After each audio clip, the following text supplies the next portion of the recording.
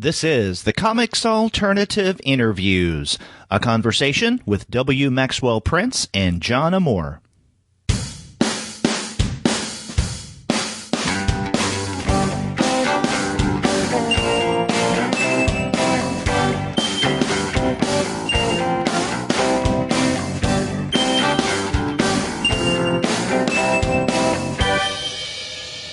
Hello and welcome to another episode of the Comics Alternative Interviews. I'm Derek. And I'm Gwen, and we're two people with PhDs talking about comics. And on this episode, we have the pleasure of talking with W. Maxwell Prince and John Amor on the podcast. Their new book, 1 Week in the Library, is coming out the first week of December. But before we get to that conversation, we want to let all of you know that this episode of the Comics Alternative Interviews is brought to you by the great folks at Discount Comic Book Service. Go to their website, dcbservice.com, for all of your comics pre-ordering needs. There, you're going to find all DC, Marvel, Image, and Dark Horse titles at 40% off of the cover price if you pre-order. For all of the other publishers, you'll find that those discounts are 20 to 35% off of the cover price. And every single month, you're going to find some wonderful specials. Sometimes those specials could be as much as 45% off of the cover price. Sometimes 50% off cover. But many times, you can find discounts that are more impressive than that. That's right, Derek. And over at DCBS, they have Will and John Amor's previous text together, Judas, the Last Days, for $16.24, which is 35% off of the cover price. That's right, and you can find their previous book as well as many other great comics at Discount Comic Book Service. Their website is dcbservice.com. You gotta go there for all of your comics pre-ordering needs. And after you do get your books there, please be sure to send them an email and tell them that Gwen and Derek sent you. Well, Gwen, this was a really interesting interview, and I don't know about you, but this was my first exposure 1 week in the library to both Will and John's work. Yeah, that's right. It was really great to hear them talk with each other, and it's so exciting to think that this is the first time they had actually heard each other's voices. Oh, yeah. Now, I did go to read issue number 1 of the Electric Sublime, which Will wrote, but I didn't read that until after I first read 1 Week in the Library. So, and we talk a little bit about the Electric Sublime, not a lot, but we talk about their previous book that you mentioned just a moment ago, Judas, the Last Days, as well as other things that these guys are interested in. Now, let's mention real quick a little context. We are recording the interview, or we recorded the interview on November 14th, so it's not even a week after the U.S. presidential elections. And so when Will and John, I guess specifically Will, mentioned something about current events kind of getting us down, that's what he's referring to. And, you know, this interview is not going to be going up until the first week of December. So we just wanted to tell you this context because that's what Will and the rest of us are referring to. Right. In terms of the dark days. Yes. And who knows what will happen in the interim. So there That's you right. go. But, you know, what's definitely not so dark is this interview that we had with Will and John. So let's go ahead and give that a listen.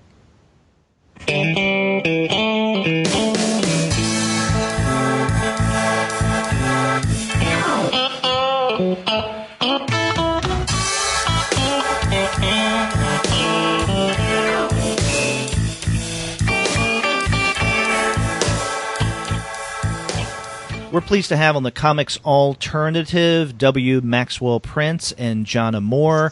Their book, 1 Week in the Library, comes out on December 13th. Guys, welcome to the show. Hello. Hey, happy to be here. And we should mention that both of you are in very different parts of the globe. So, Will, you're on the East Coast, and John, you're way over in the Philippines right now. Correct. And this is the first time that John and I have ever heard each other's voices. Although we've had an email correspondence for, I think, going on either it's like 7 years or 8 years or something. Something like that. We've been pen pals for a while. So this Yeah, is the first so time you've heard each other's voices? Yes, sweet, sweet voices. Yes, mostly because I am allergic to things like Skype and social media and stuff like that. So I'm a little stubborn there. So I haven't made it easy to talk to me beyond email. But first time for everything. Wow. And the Comics Alternative is all about bringing people together. Oh, Well, maybe we can begin there, asking you guys how you found one another, because I know you have a previous book that came out a little over a year ago, Judas, the Last Days. How did this meeting come about? Sure, John, if you don't mind, I'll start. Go ahead. Fill in any gaps. It was a long time ago.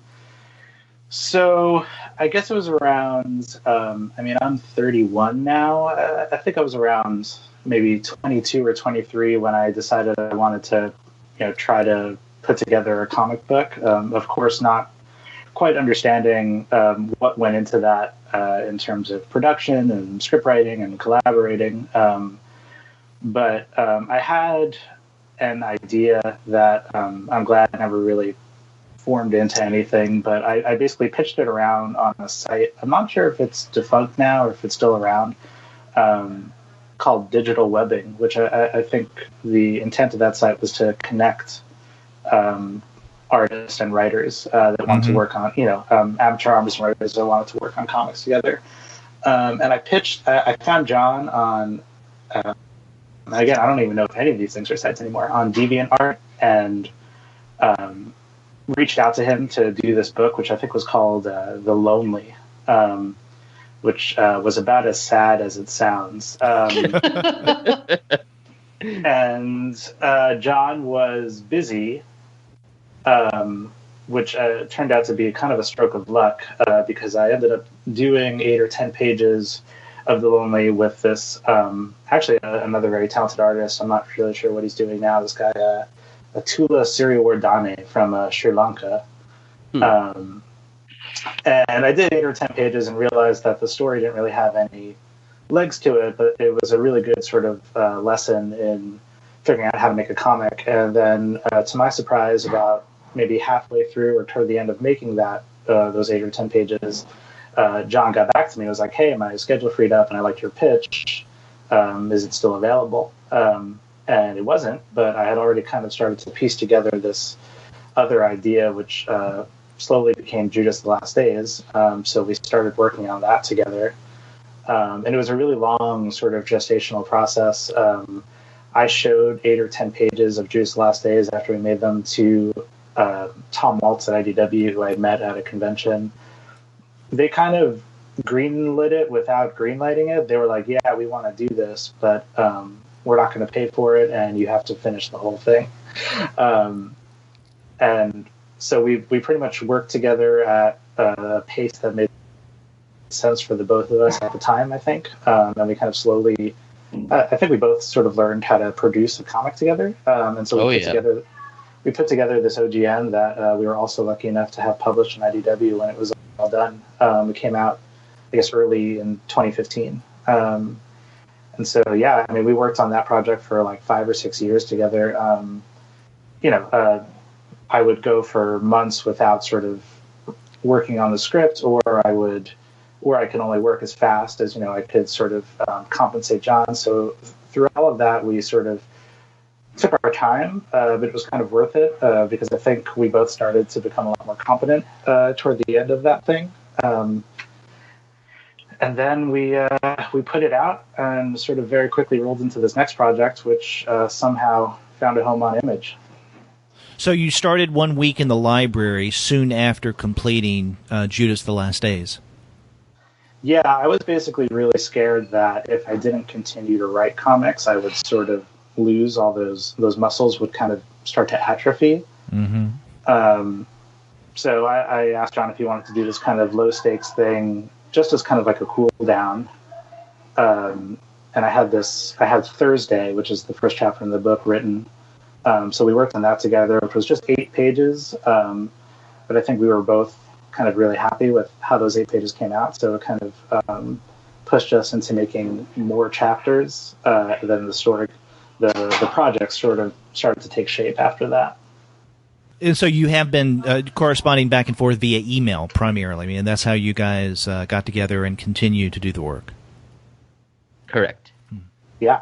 And Thursday is the library chapter that was released in the Image magazine, right? Yeah. So all 8 pages of Thursday are actually in Image Plus. I think the one that just came out, or the one before that. Yeah. And that's the chapter where I was still literally figuring out the aesthetic for the book, and I didn't even know it was going to be a book at that point yet. So it's the most raw, I think, of all the chapters.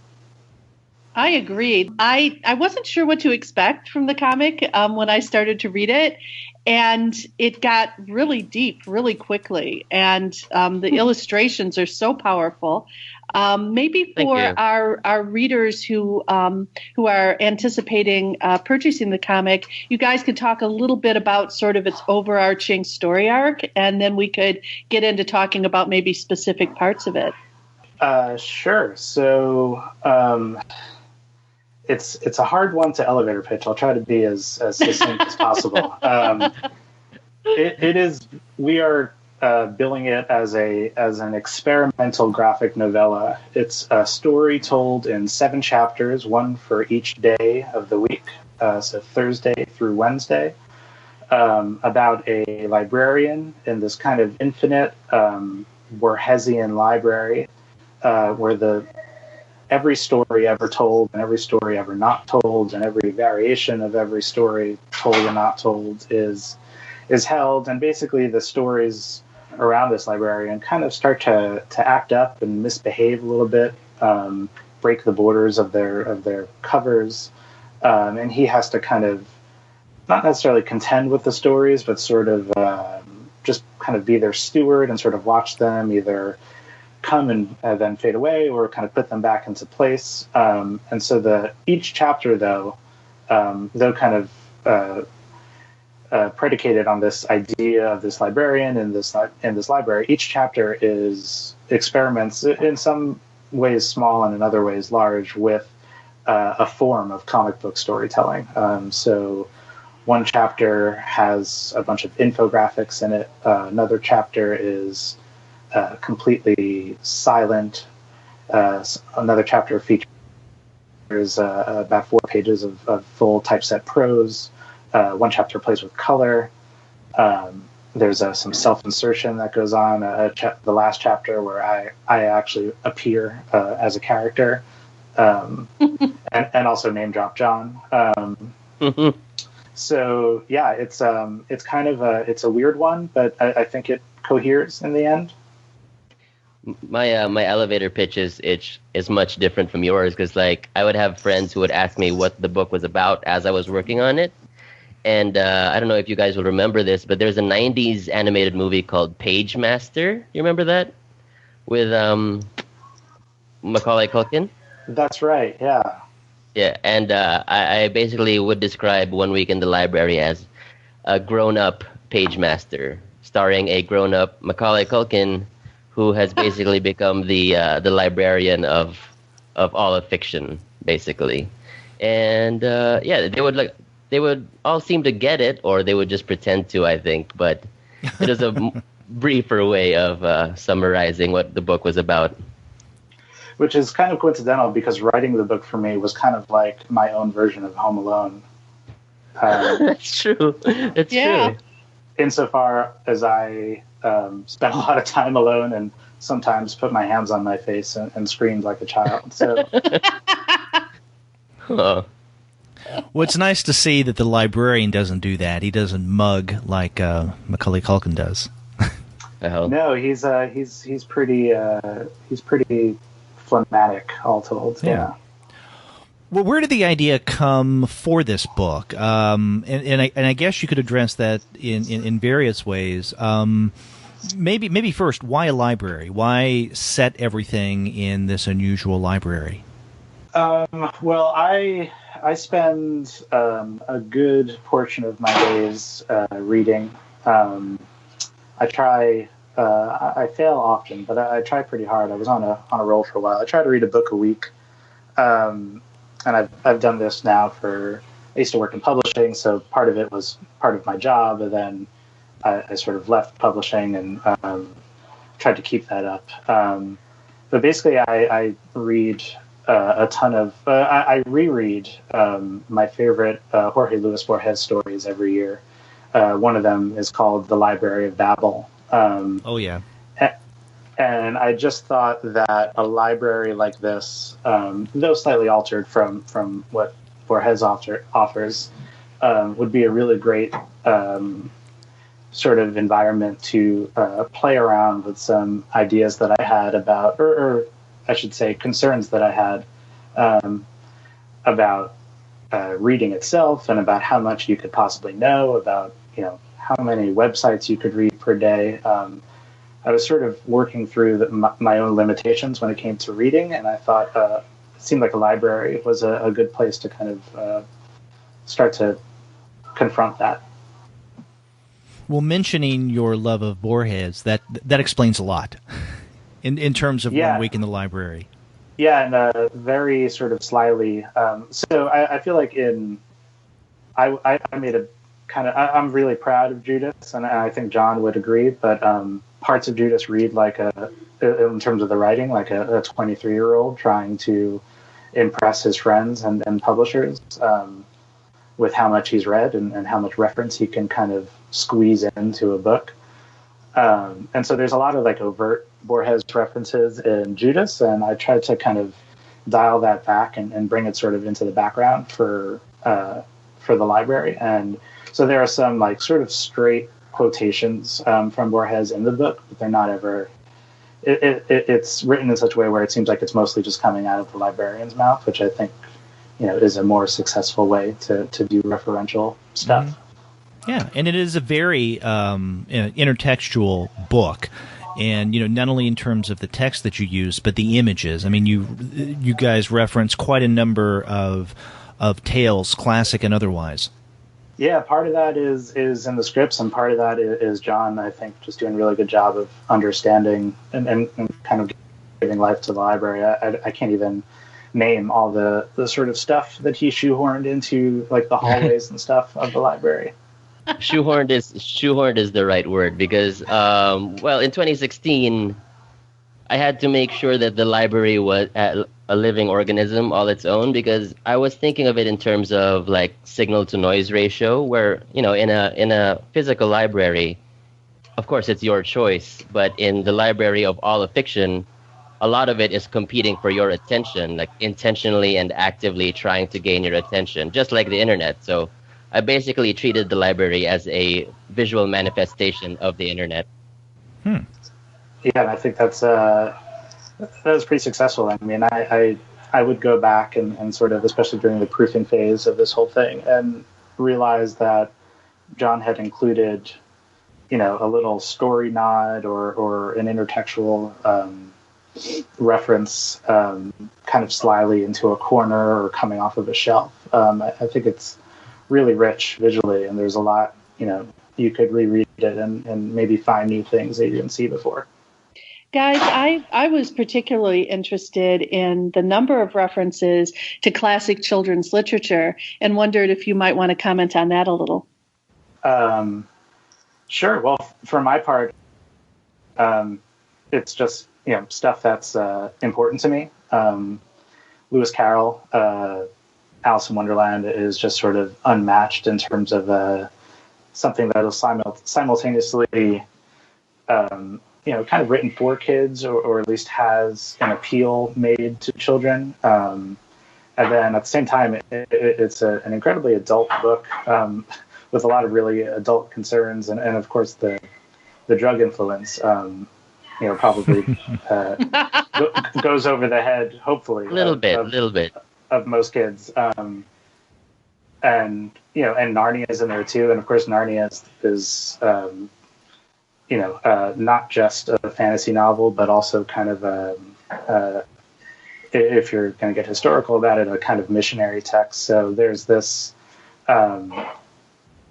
there's I think we included a lot of children's stories that are, of course, labeled on the surface as children's stories, but actually, have this kind of really sophisticated adult art to them, which has always sort of, gotten my needle moving to the right, just because it's a really rich, sort of world, and there's so many books to read, and these are just kind of some of them.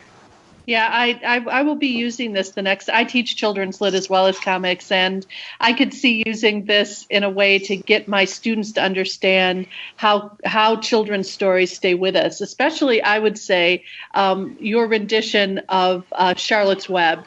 I'll just leave it at that. That was pretty that was pretty awesome, and I could definitely see my students responding to that. So I think that might be my favorite panel in the whole book is that our own little take on what Charlotte writes in Charlotte's Web, which the way that I've been feeling in the past week, it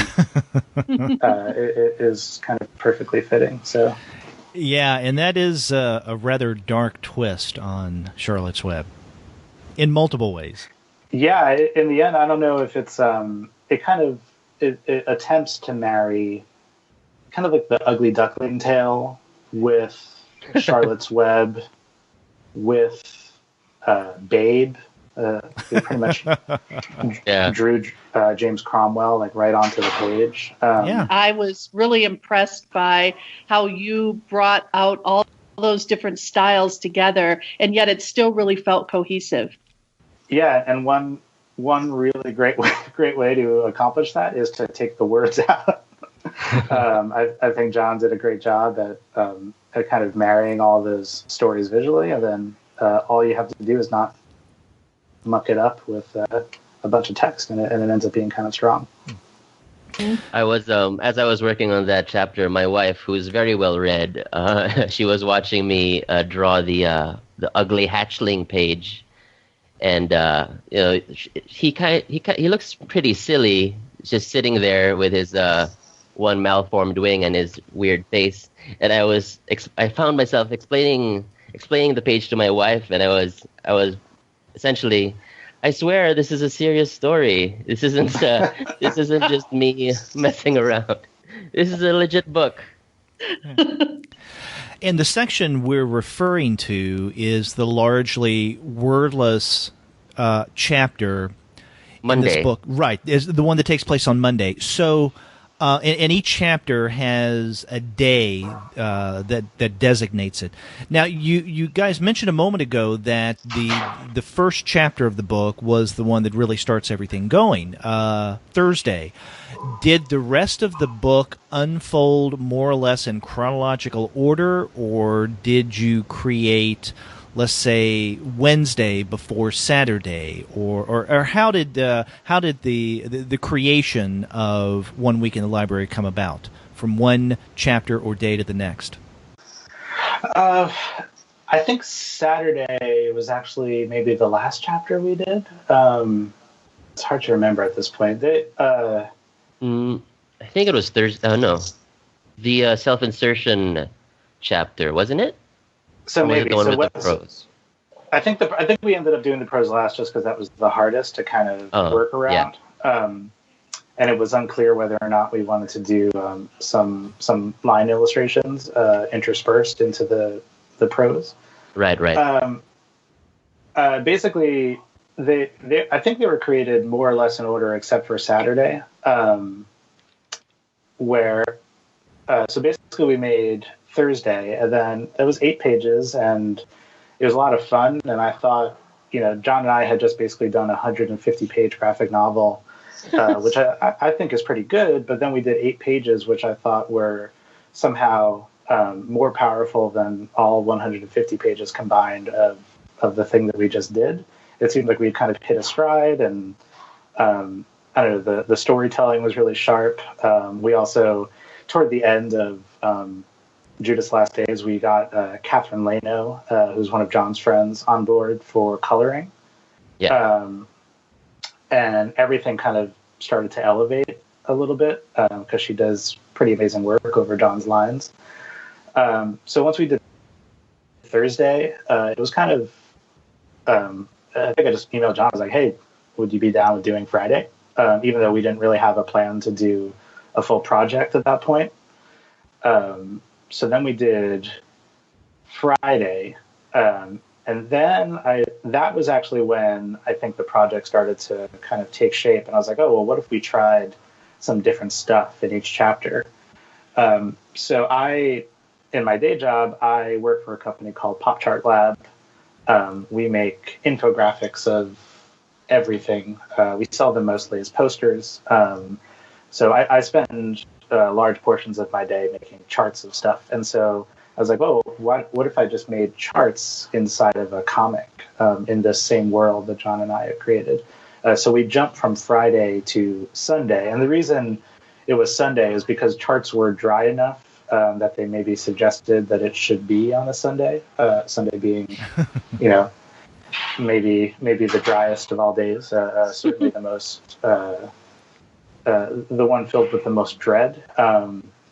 So yeah, it made sense for that infographic story to be Sunday. And then I think we went more or less chronologically, then finally got back to Saturday because I had to figure out how I was going to basically write my take on the Goldilocks story, but with antidepressants, which it does do that, but then it also kind of started to warp with like ghosts and horny little kids. So yeah, that's the long way of saying I think we went more or less in order, except Saturday kind of floated.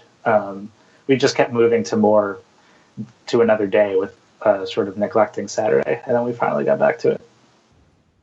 Well, the reason I ask about the construction of 1 Week in the Library is that I think, and maybe you guys will disagree with me, that there is some kind of progression, especially in the last half of the book. In other words, what we see in the Monday chapter, which is the aforementioned, wordless series, which leads to Tuesday, which is where things begin to get a little more metafictional, then into the final chapter, Wednesday, where, you do a full-on Grant Morrison, right, inserting yourself into your own narrative. I mean, there seems to be some kind of logical next step from everything that came before. And I think that the chapters, I don't want to say one becomes more ambitious than the previous, but it's almost as if one chapter has a sense of wanting to top what the previous chapter did. I think you could definitely be right there. I can't. I know. I think John sort of started to outdo himself with each subsequent chapter. But yeah, I mean, it started to become so fun once we kind of realized that the thing that this was going to be was an experimental project, and I think it was around we had 3 chapters done. Maybe 3 or 4 done when Eric Stevenson over at Image said, okay, why don't you do this here? 3 chapters. So, so we started, I think for me, I just started to realize that, I had basically created a lot of freedom for myself to do something interesting. And so I, in the name of taking some risks and being quote unquote experimental, I tried to make each chapter different from the last, and also start to play around a little bit more with each subsequent one. Well, Tuesday, which is the chapter where the librarian's in the alcove of porous borders, seems to be the most fun. That's the Office story, right? Yeah. Yeah. Mm-hmm. It was pretty fun, but it was also fairly challenging to do. When Will sent me the script, we were not sure as to the delivery of the story. We didn't know if it was going to be just the regular panels or what. And correct me if I'm wrong, Will. It was my idea, right, to do it as grids, like 6-panel grids for every page. Yeah, that's all you. Well, you allowed it basically, and yeah, it was fun to do, and it was a unique challenge because I had never done a whole story in that format before. The six panel grid on a page for, I don't know, like 10 pages, I believe, it surprises you with how challenging it ends up being. Some people would think it isn't, but it actually is. Where and the that's for Tuesday. Right. Well, where did the decision come to go from color to black and white when you have the librarian who's actually crossing these borders from one world into another? Oh, that was Will's idea. He wanted the real world to feel as mundane as possible. Okay. So to complement that, I went with the 6-panel grid to also make it feel like every panel is just as important as the next and just as unimportant as the next. Yeah, so what I kind of wanted to do, basically the reverse Wizard of Oz, a kind of backwards Matrix or Alice in Wonderland, where what if this guy already lives in a kind of fantastical other world? He already inhabited a space that we would, I think, normally associate with tales like those from Carol and from C.S. Lewis and all that, all the stories of that ilk. But I like to play around, and I thought it'd be really fun to do a sort of reversal of that, where you go from the fantastic into the banal and the mundane. So yeah, I wanted to just and especially with Wizard of Oz as a touchstone, from someone to step into from a world of color into something perhaps a lot less exciting, which kind of worked. No matter what the story would have been, that's kind of something I wanted to play with. But then as the project started to progress, one of the kind of narrative points was that the librarian wants to escape the library, that though he loves it, it's also, like I think books can be for actual people, it's also a source of great frustration for him, and he feels sort of trapped by his job, looking over them. And so I wanted to sort of play with a world in which he escapes, except he gets what he wants and realizes that it's not what he wanted, that he wants to go back to the place that he's been pretty much criticizing for like two or three chapters at that point.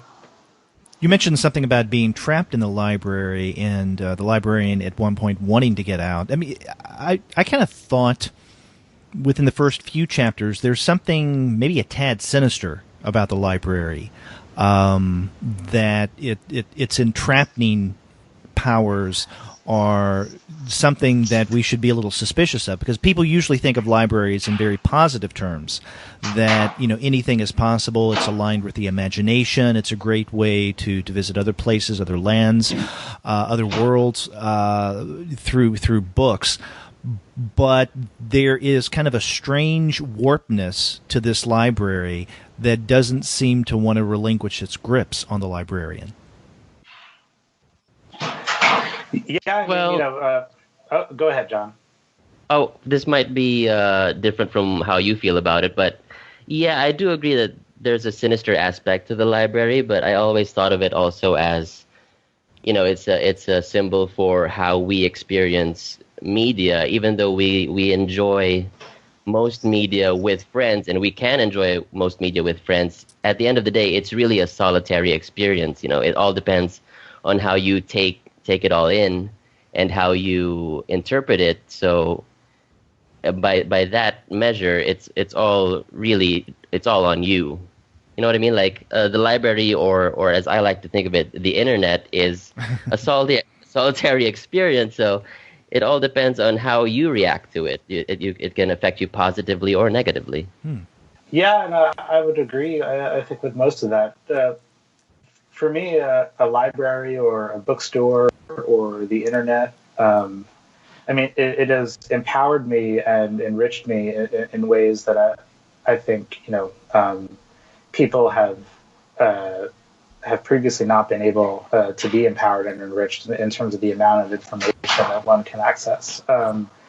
But if you start to kind of push on that, it also very quickly becomes a sort of really loud reminder of your own mortality. I don't know if you guys ever get this with like I'll look every couple of years at the list for the top 100 novels of all time.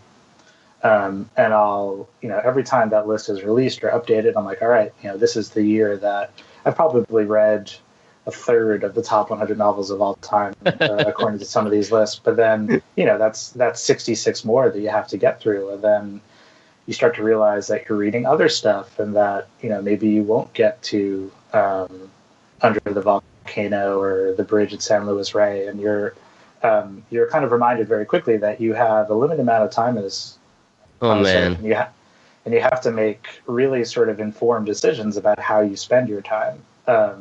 So the library, I think, the library's infinite nature is what's sinister about it, is that, you can't possibly ever know the true breadth of it. And I think that happens with me now. I don't know how many times somebody will tell me that I have to watch X show. And I'll be like, I'm already watching 3 other shows, and I'm trying to read a book a week. I'm trying to write comics, and I have a job, and I try to go to the gym 4 times a week. I'm having a baby in December. I don't know how I could possibly watch all of these shows that are recommended to me. And the same goes for books and for, websites. I try to be a pretty informed citizen and get as many sort of points of view as possible, but eventually it just starts to kind of blur into this kind of undifferentiated mass where you just can't possibly keep up. And so then you realize you just have to make choices, and you have to really just kind of pick how you're going to spend your time and be okay with that. Yeah, I know exactly how you feel because as I mentioned, as I mentioned in emails, that is, I actually host a comic book review show called Tres Comiqueros. It's a podcast, and it's about 8 years old at this point. And a challenge for me over the years is just staying interested in what I'm reading, because you get to a point where there's just so much new stuff, and you can't possibly keep up, and people ask us, how is it possible for you guys to read everything that comes out every month? And we're like, well, we never mention the books we stop reading. And we mention what we don't like, but, a lot of it is learning how to pick and choose and come to terms with what kind of stories you yourself, get attracted to and what you stick with. We can empathize with that. Definitely with our podcast. There's just so much to potentially use and discuss on the comics alternative, and it becomes an exercise not so much in what to read and discuss, but what not to, what to cut. Yeah. Yeah, it's it's tough. And I didn't even mention before, like all that stuff I'm trying to keep up with. There's also, of course, comics, which come out at a clip maybe faster than any of these other types of media. Mm-hmm. And we are in a sort of, in some ways, a kind of new renaissance of comics where there's actually just a lot of good stuff, worth your time and money on the shelves. So, like the library, it's there's this sense of breadth and size that is in some ways insurmountable. And kind of that point, you just have to, start making choices and kind of being relatively selective in how you, and how you spend time with these things. If ever there were a week for someone to talk about being selective about making choices, this is probably it. I was laughing because I was reading last night. I was rereading your comic last night, and there's this one point where Alan, your protagonist, says, after a particularly intense moment, "This week's been a real doozy." And the whole feel of your comic feels very contemporary, very in the moment, perhaps because I'm feeling like we're living in a very surreal moment. A lot of the things that you bring up in your comics seem very topical. Were you aware of that as you were working on it and making it a commentary? It sounds like you were, in terms of the way that people interact with media, but even beyond that? some of that must have been happening at the subconscious level. That's how Will feels every week, though. He's not wrong. Although this week I feel worse than ever. It's just not. I mean, I don't. I don't quite care about the sort of political nature of the discussion, but I am certainly not happy with the outcome of everything in America this week. And as someone who's about to bring a child into this world, it is very scary. And I've actually been, it is maybe perhaps now more important than ever to be an informed citizen. But it's funny you mentioned about sort of selective intake, because I realized after Tuesday night that I was sick to my stomach with grief and dread and disappointment.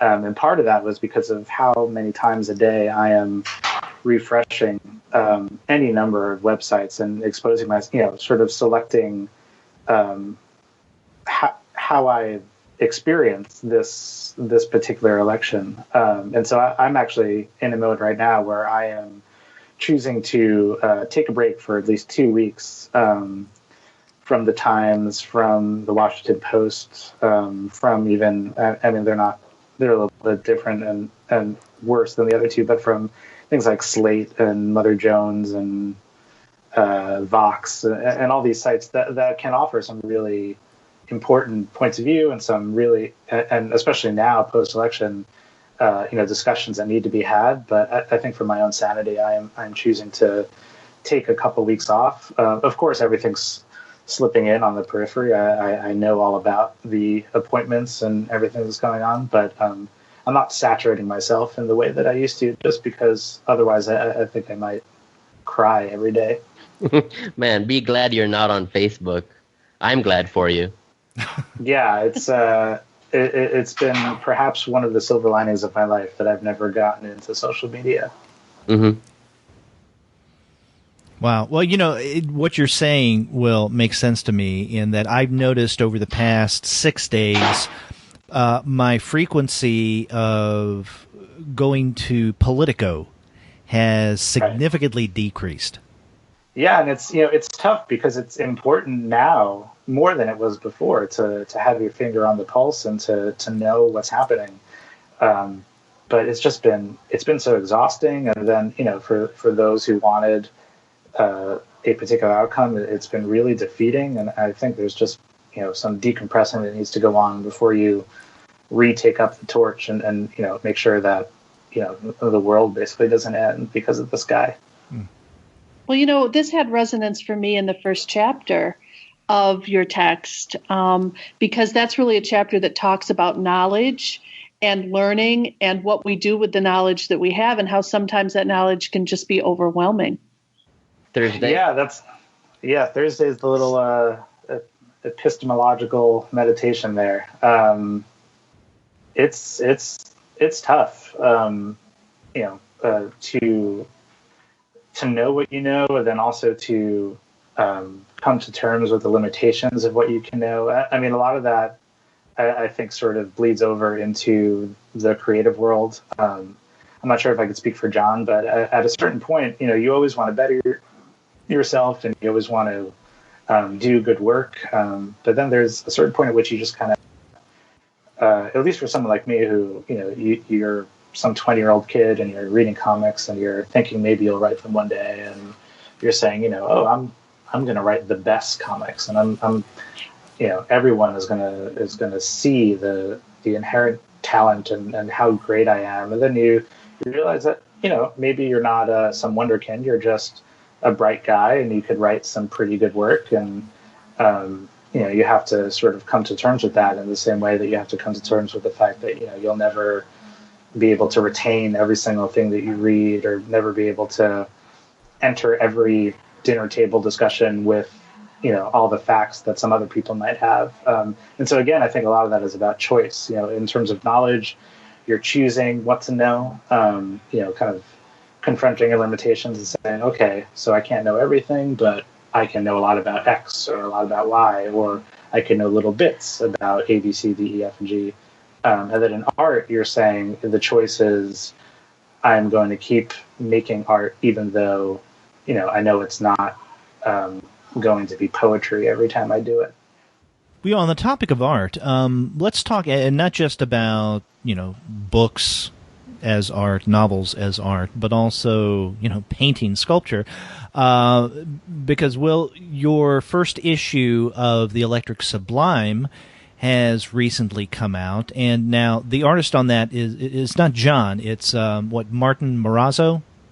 Yeah, Martin Morazzo. And one of the things that I noticed between 1 week in the library and the Electric Sublime, and then maybe along with that we can even throw in what you guys did with Judas, the Last Days, is this an intense interest and investment in art with a capital A, or and not just produced objects like a painting or a book, but also tales, for instance, older folk tales as well, legends, because that seems to be the material that drives all of these narratives. Now, with the Electric Sublime, you have something like a library, you have a museum, an arts museum, and this is where the action is taking place in painting. With 1 week in the library, obviously we have the books, but with Judas, I think fairly early on we're introduced to a librarian,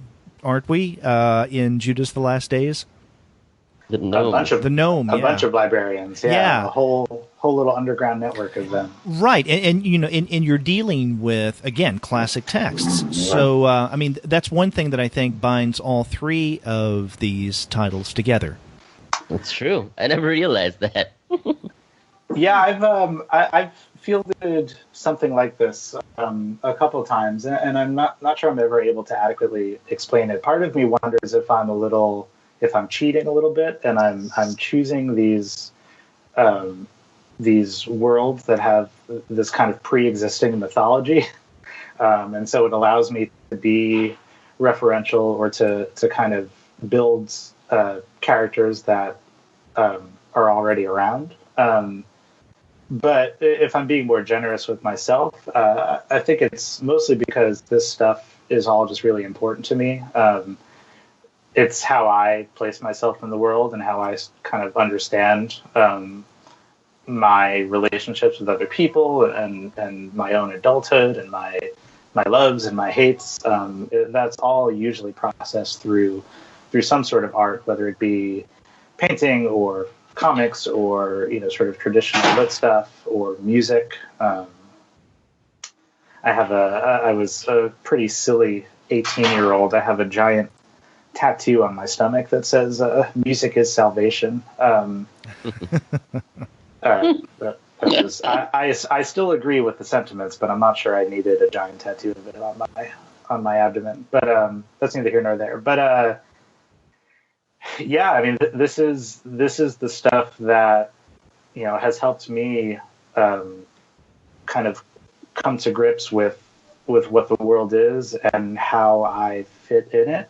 And so I think I just keep going back to, these mythologies and these rich sort of histories that, make me feel like part of a kind of continuity beyond myself. And part of it also is, like, if you'll allow me to speak for you, Will, the stories you write, you tend to write deconstructions of the art form or deconstructions of certain types of fiction. And I think the best way to deal with that is to have some sort of gatekeeper character in every story you have. So the gnomes in Judas or the librarian in Library, having them as a vehicle allows you to deal with the idea of fiction in broad strokes, so to speak. Yeah, I think that's actually really astute because, that we do have our stewards of all this stuff. I mean, hopefully, in this new future for my country, there won't be any limitations on the kind of information that you can get. But there are always people trying, at least. But yeah, I think that sort of character is maybe a good sort of stand-in for this idea that there's kind of a filter between you and the creative world to a certain extent. When it comes to like classical art, like in the Electric Sublime, a lot of people don't really love art and classical art and going to museums, and part of that is sort of this social and class issue that art has been kind of co-opted by higher classes, and they've bought these beautiful paintings, and some of them exist in people's homes or in kind of alcoves and galleries, and of course others exist in public museums. But it's kind of, if I could equate it to something, it's a little bit like tennis or golf. It's not really egalitarian. It's been sort of taken over by people who are maybe all too happy to turn away certain folks that might be interested. Mm-hmm. So now you guys are in vastly different areas of the world, and this book, 1 Week in the Museum, is going to be coming out around early to mid-December. So do either of you have any plans, I guess separately, but there could be some kind of virtual coming together of doing anything to promote the book? That's this podcast. Yeah, this is the first step. Again, we're bringing people together. I bit the bullet and remade I tried a while ago. It didn't work out. I remade a Twitter. I now have I think a solid 38 followers. Oh no, it's going to be 39 in 2 seconds. Hold on. And I think only around 32 of them are bots, so I'm doing pretty well for myself there. No, I mean, nothing concrete. I know Image is working hard. This particular format is a little bit different for them. They've tried stuff like this in the past, but it's not their bread and butter. But at the same time, I think the project is worth the kind of attention that some of their other books might get. So I know they're making a big push into the book market and not just the direct market for comics. We'll have a review up in Publishers Weekly, I think, in a couple weeks. And I think they're trying to put together, a signing or two. John, if you could just get to America within the next week, that'd be great. I'm on it. Yeah, but beyond that, I think we'll just try to, talk to as many people as possible and sort of spread the word that we're proud of the project and think people should check it out. Yeah, and I can inform you that you now have 45 followers on Look Twitter. at that. So thank you so much. And the podcast hasn't even gone up yet. Yes. Amazing. Well, Gwen and I, as we're talking to you guys, we went to Twitter and started following you. So this is, we're paying attention to our conversation, but we can multitask here with social media. Look at that, two notifications. You guys are on the ball. And I just also started following John, who has many more followers. So there you go, guys. You're hooked in now. Let's not get into it. I'm not necessarily proud of it. Now you mentioned, this book is kind of a little different than some of the things that Image has been doing. When you said that, I remembered my experience a couple of months ago when I saw that this book was being solicited in I can't remember what months it was, a previews catalog, and it really stood out to me because the vast majority of the Image section is devoted to single issue comic books, right? I mean, every now and again they'll come out with a book that is, I guess, some would call it an original graphic novel, something that hadn't been serialized previously. And so when I came across 1 Week in the Museum and read the solicit, I was immediately intrigued. In the library, you mean? 1 week in, what did I say? I'm sorry, museum. Yeah, 1 week in the library. Yeah, not the film. and that's just a night. But I thought, well, this doesn't sound familiar, and did some digging, realized, no, this was not previously serialized, at least that I could find. And so that made it stand out to me, and I thought, well, this is kind of a big deal. And I tended to weigh 1 week in the library, that solicit, much more heavily in terms of, let's say, what I would possibly buy for that month. Because I saw, this is kind of a big deal. This is not just, a monthly serial. This is something that is a little chunkier, has more gravitas to it. Yeah, I mean, I hope so. That's not to disparage anything serial that's coming out. But, this, our beginning, middle, and end are all in one spot. And I think it's a testament to how confident Image is in their own brand and in their sort of publishing prowess to understand that they can greenlight something like this and find a place for it in a list that, for the most part is serialized comic book fiction. I can only hope that, people that check out things like Saga and Sex Criminals and all that good stuff that they put out will sort of take a chance on this, even though they don't really know my name or perhaps not John's name, and kind of may not get how it fits into Image's corpus there. But my hopes is that they do, and I think Image PR, especially Bria Skelly, who's just tremendous. I can't believe I used that word. She's fantastic. Bria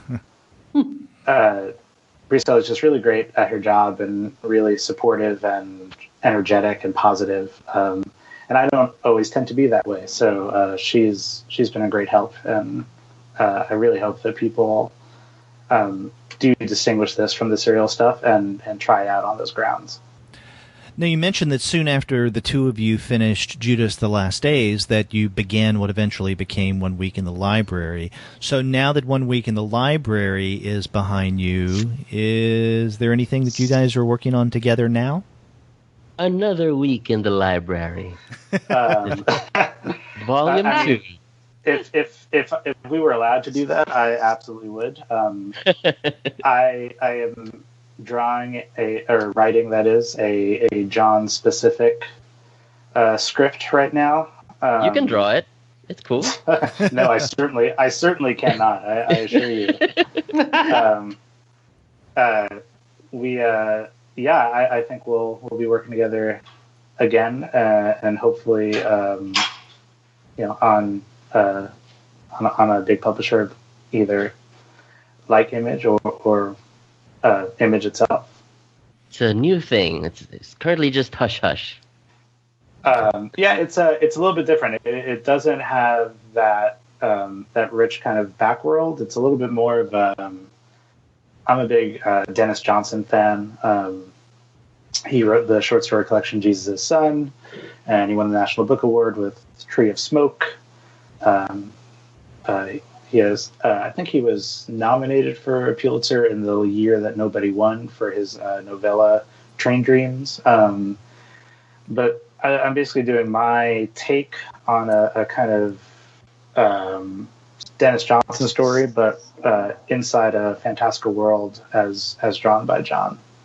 So it's also a little more personal, from what I've read of it, anyway. Yes, I think it will be. A lot of the stories will be based partially in experience. Well, good luck in working on that, and we'll definitely look forward to seeing that in the, let's hope, not too distant future. Well, thanks. Yeah. Well, John, we want to thank you again for being on the Comics Alternative, and our listeners need to go out there and get their copy of 1 Week in the Library. Yes. Yes, please. Thank you. Yes, absolutely. Great to talk to you guys. Yeah, you too. Thank you too.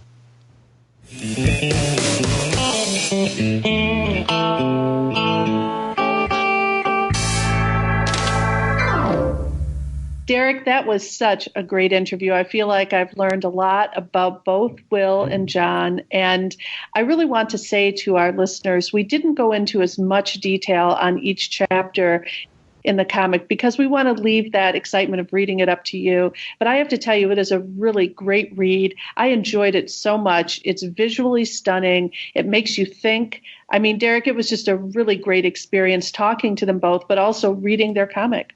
Yeah, it was a book that was fun to read. And you know what, Gwen? I would be curious to know what our fellow co-host Andy Wolverton's take would be on this book, because he is a librarian. Absolutely. We'll have to make sure that he reads it and gives us his feedback. Exactly. And if he has as many as wild adventures as are revealed in the library in that book, then you and I are in the wrong profession. Very much so. I would definitely want to be a librarian if I thought that every day were like the day in this text. Yeah. But again, we want to thank Will and John for taking the time and being on the Comics Alternative. And if you want to find great comics like the kind that these guys create, then you definitely have to check out the website of our sponsor, Discount Comic Book Service. Go to dcbservice.com and you're going to find wonderful specials. No matter when you go, there are going to be plenty of them. So that's dcbservice.com. And after you do get your comics there, get in touch with us and let us know what you think about our interview with John and Will. If you go to our website, comicsalternative.com, you'll find that you can leave us a voice message via SpeakPipe, which is really easy to use. Or you can call us the old-fashioned way, which may be a little more difficult, who knows, by dialing 415-3-COMICS, that's 415-326-6427. Or you can contact us by email at 2guys@comicsalternative.com, or you can get in touch with us individually. I'm Gwen at comicsalternative.com, and Derek, how can people reach you? At Derek at comicsalternative.com. You can also find us all over social media such as Twitter, Facebook, Tumblr, Instagram, Google+, Goodreads, Pinterest, and YouTube. You can subscribe to the podcast through iTunes. You can stream us on Stitcher. You can find us on TuneIn, on Spotify, on iHeartRadio, and if you're an Android user, on Google Play Music. But you can find every single one of our podcast episodes, as well as the reviews and the comics-related commentary that we post on our blog, simply by going to our website, comicsalternative.com. Boy, it was a great conversation today, Derek. I can't wait till their next book comes out. Yeah, same here. And, you know, we have a number of other great interviews lined up in the days to come, so our listeners are definitely going to have to check back to see about those. Until then, I'm Derek. And I'm Gwen. See you soon.